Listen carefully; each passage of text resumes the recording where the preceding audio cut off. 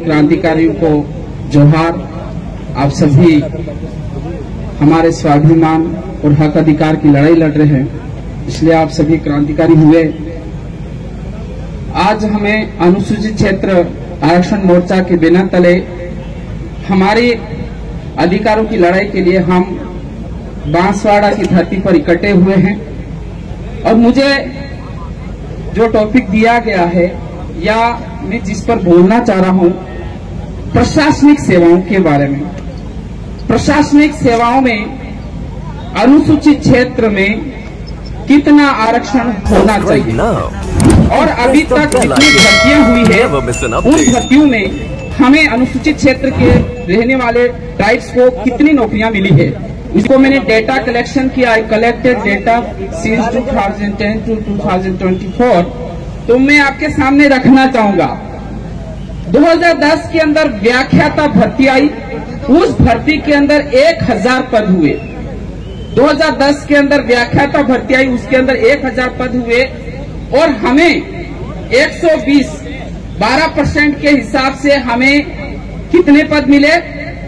120 मिले पूरे राजस्थान के अंदर, क्योंकि 12% के हिसाब से 1000 का 120 होता है और हमें मिले 120। और 120 में से अगर हमें अनुसूचित क्षेत्र की बात करें तो हमें हमारे यहाँ से जीरो चेंज हुआ, यानी कि हमारा कोई भी भाई सिलेक्शन नहीं हुआ।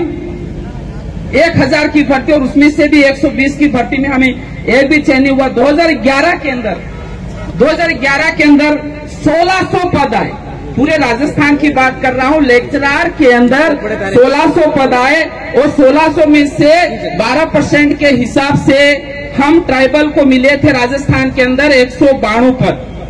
192 में से हमारे अनुसूचित क्षेत्र में एक भी व्यक्ति लेक्चरार नहीं बना। ये डेटा है, it is authentic data. I collected this data and I am putting before you. मैं आपके सामने रख रहा हूं। ये सरकार क्या कर रही क्या नहीं कर रही, ये हकीकत है कि वास्तव में ये युवाओं के प्रति कितने समर्पित है, ये युवाओं को आगे लाने के लिए कितने सचेत है, ये इसमें स्पष्ट नजर आ रहा है। व्याख्याता भर्ती 2013 के अंदर टोटल 4000 पद आए।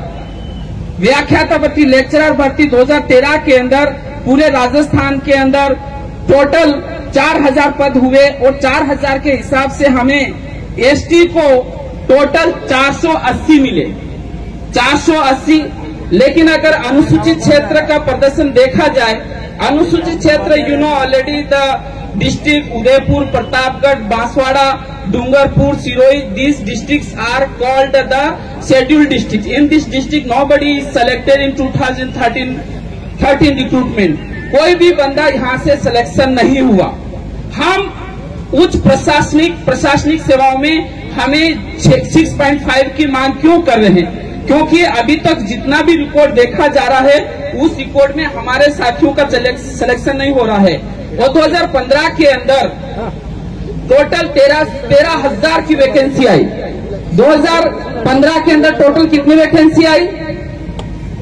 2015 के अंदर टोटल 13,000 की भर्ती आई। इतने लेक्चरर की भर्ती पूरे राजस्थान के अंदर। और एसटी को जो जितने पद मिलने चाहिए 12% रिजर्वेशन के अनुसार, तो हमें 1560 मिले। कितने मिले? 1560। लेकिन अगर अनुसूचित क्षेत्र का देखा जाए तो हमारे केवल और केवल 15 जने लगे। कितने जने लगे? 15 लेक्चरर बने और टोटल कितना था? 1560। और 1560 के हिसाब से हमें कितना होना चाहिए? 6.5 के हिसाब से हमें कितने लेक्चरर यहाँ से लगने चाहिए थे? तो हम अनुमान लगाएं तो लगभग 750, 1500 के हिसाब से आधा कितना हुआ? 750 लेक्चरर बनने चाहिए थे। हम लोग पढ़ तो रहे हैं, हम स्कूल जा रहे हैं, हम बीएड कर रहे हैं। तो ओवरऑल मैं बता देना चाहता हूं, क्योंकि I have full record, I wrote lot of things, लेकिन मैं लास्ट में 2 शब्द में मेरी बात को समाप्त कर देना चाहता हूं साथियों, कि 2010 से लगाकर 2024 तक 38,000 गैजेटेड ऑफिसर की भर्ती हुई। 38,000 गैजेटेड ऑफिसर की भर्ती हुई, भले उसमें लेक्चरर हो, डॉक्टर्स हो, जो भी हो। ऑफिसर में हमारे राजस्थान के अनुसूचित क्षेत्र को सिर्फ और सिर्फ 100 जनी रोजगार मिला या 100 जनी लेक्चरर में गए, बाकी किसी को नहीं मिला। और होना यह चाहिए था कि 8000 लेक्चरर या गैजेटेड ऑफिसर यहाँ से बनना चाहिए था। ये हमारी हक की लड़ाई है और युवाओं को इसके लिए आगे आना होगा। हम इसको लड़ने के लिए तैयार हैं और युवाओं को आगे आना चाहिए कि सरकार हमारे साथ क्या कर रही है। तो मैं इस मंच से यह कह देना चाहता हूं कि हमारे 12% रिजर्वेशन में से 6.5 6.5% रिजर्वेशन अनुसूचित क्षेत्र के लिए अलग से बहाल किया जाए। जय जोहार, जय आदिवासी।